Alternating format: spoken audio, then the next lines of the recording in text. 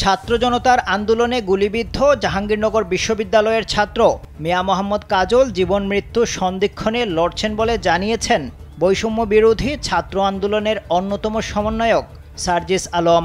শনিবার বিকেলে নিজের ফেসবুক আইডিতে এক পোস্টে তিনি এই তথ্য জানান। পোস্টে একটি ভিডিও জুড়ে দেন সার্জিস।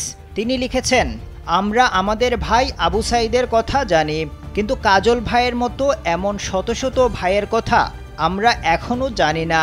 কাজল ভাই জাহাঙ্গীরনগর বিশ্ববিদ্যালয়ের ৪৪ ব্যাচের ইংরেজি বিভাগের ছাত্র। ঢাকার ন্যাশনাল নিউরোসায়েন্স ইনস্টিটিউটে তিনি এখন জীবন মৃত্যু সন্ধিক্ষণে। বিয়ে হয়েছে মাত্র ১ বছর হয়েছে। অ্যানিভার্সারি উপলক্ষে যাত্রাবাড়িতে আত্মীয়ের বাসায় গিয়েছিলেন কাজল ভাই।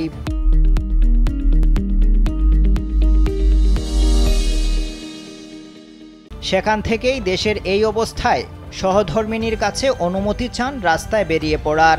সহধর্মিণী না করতে পারেননি। এরপর একা থাকা নিরস্ত্র কাজল ভাইকে পুলিশ সরাসরি মাথায় শ্যুট করে।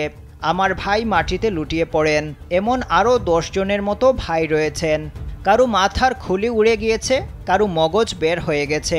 হাসপাতালে না গেলে কিংবা সরাসরি না দেখলে এই দৃশ্য আপনি কোনোদিন বুঝতে পারবেন না।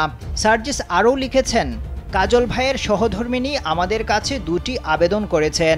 তা হলো, ১, আমরা সবাই যেন কাজল ভাই সহ সবার জন্য মন থেকে দোয়া করি, আল্লাহ যেন তাদের সুস্থ করে পরিবারের কাছে ফিরিয়ে দেন।